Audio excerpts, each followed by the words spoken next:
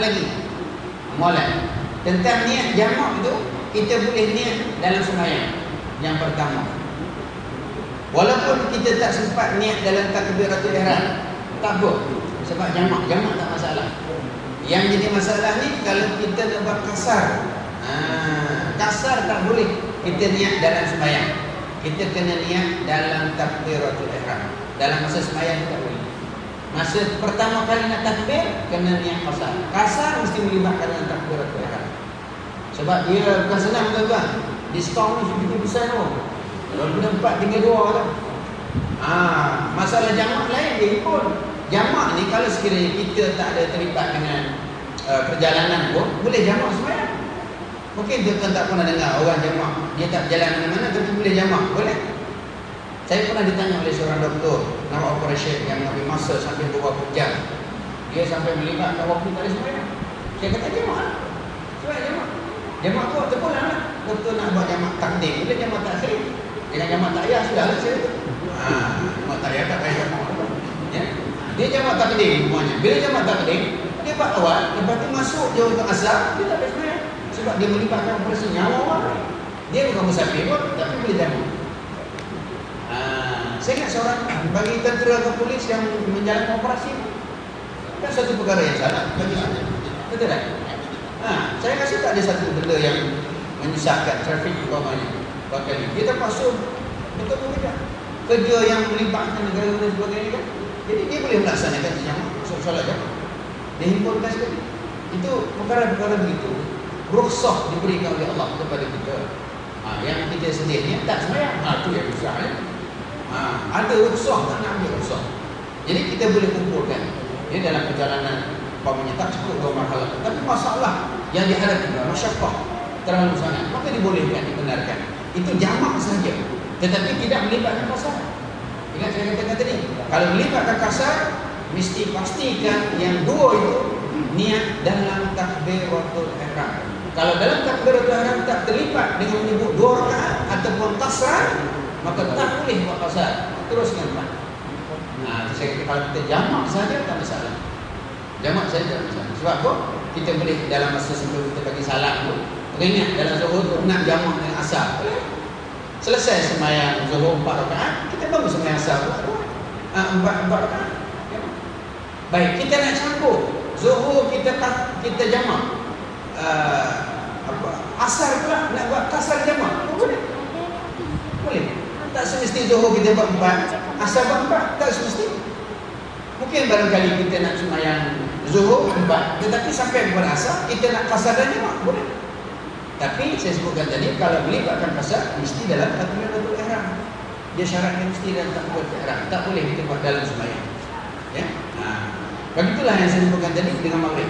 Maghrib kita buat 4, buat 3, selesai maghrib kita bangun pula buat asar 4 rakaat. Itu dipanggil jamak sahaja.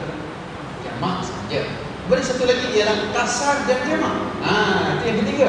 Kasar dan jamak ni kita buat zuhur 2 dan dihimpunkan dengan asar. Kalau di awal-awal, kalau di akhir-akhir. Ya, sama ada maghrib, zuhur dan asar atau maghrib dan isyak. Tapi satu lagi yang mungkin barangkali ada orang terkeliru bila dia nak jamak ketika solat Jumaat. Itu pun banyak yang salah faham, ingatkan tak boleh kita jamak. Sebenarnya boleh kita buat jamak.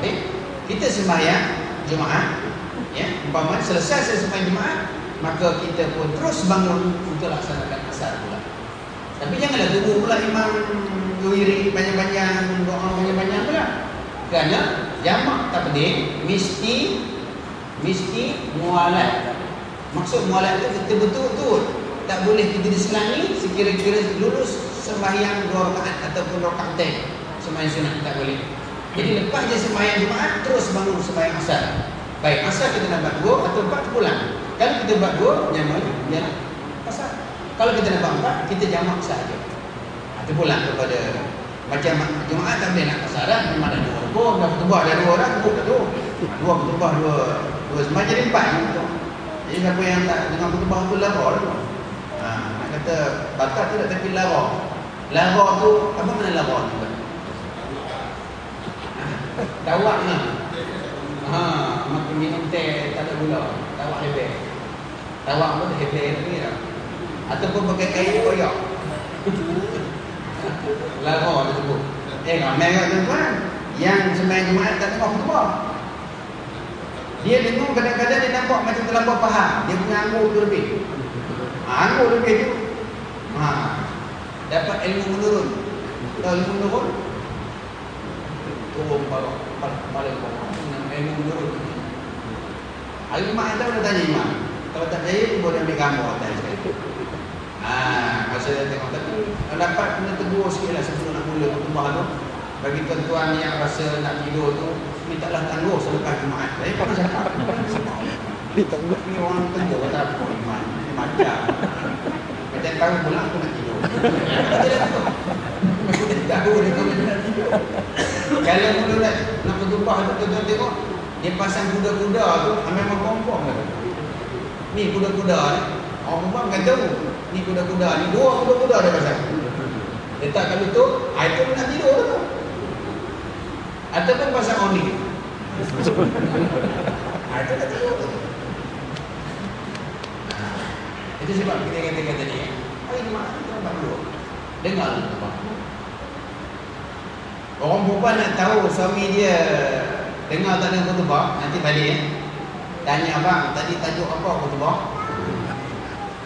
Kalau suami kata, memanglah khutbah ni berpesan-pesan dengan takwa, memang tak dengar. Semua yang pesan dengan takwa. Memanglah kita ingatkan akhirat. Memanglah semua ingat akhirat. Tajuk apa yang sebenarnya tak tahu. Tapi macam mana saya teringat juga bila masa ngaji-ngaji di guru pesan. Kalau kita terasa mengantuk sangat, tapi sama-sama kawan kita tahu, kita akan tukar tempat. Sebab syaitan yang kacau kita tu, dia tengok-tengok orang lain, dia tak kacau orang. Kita pergi tempat kawan kita tukar. Kalau kita mengantuk sangat cuek, gitu. Tukar tempat. InsyaAllah mudah-mudahan selamat. Itu satu cara lah. Semua orang kata boleh mengganggu orang lain. Ya, sebenarnya pulang dari kita lah. Kadang kalau terlalu kelitih sangat kita tak nak ke. Yang ini masalahnya, time itu orang dah tidurnya. Lepas imam kata barakallahu li lakum tak sedar. Masa tengah rancak tu berapi-api tak sedar. Tapi bila barakallahu, dia tahu pula time tu, timing tu. Sedar. Macam mana tuan-tuan, kalau kita dah jadi budaya dan tuan susah. Jangan jadi budaya. Baik, kalau kita nak sembahyang 2 rakaat, lepas selesai saya sebutkan tadi, jamak takdim kena mualat. Lepas itu terus kita sembahyang asar. Cuma kalau kita nak sembahyang Jumaat itu dalam sapi, ada orang kata kita tak wajib Jumaat dalam sapi. Bagi yang bermusafir sebelum subuh, hanya itu tuan. Yang bertolak daripada rumah sebelum subuh Jumaat, maka dia harus ke Jumaat. Tak payah harus buat tadabbur, tak tadabbur. Tapi kalau dia bertolak pagi selepas subuh pagi Jumaat, wajib dia mendapatkan Jumaat. Itu pun kena ingat.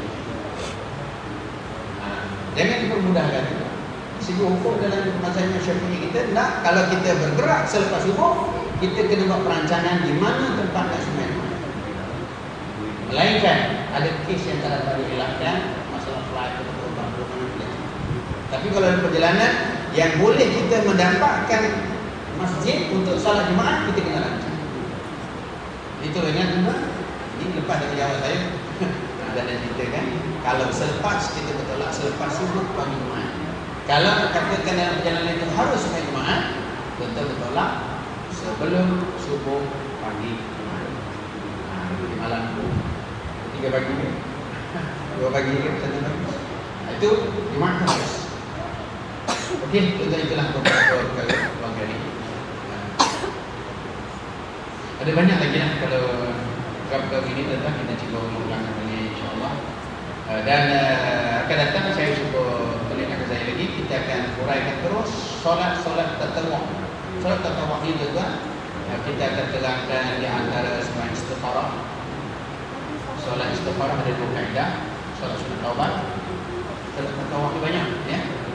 Salat sunat tahajud kita sebut tadi, salat sunat tasbih, ya. Ada beberapa jenis, salat sunat hajat, ada beberapa kaedah salat sunat hajat, salat sunat isyraq, kita sebut juga tadi, sunat doa kita sebut, salat sunat musafir dan doa dia, dan itulah beberapa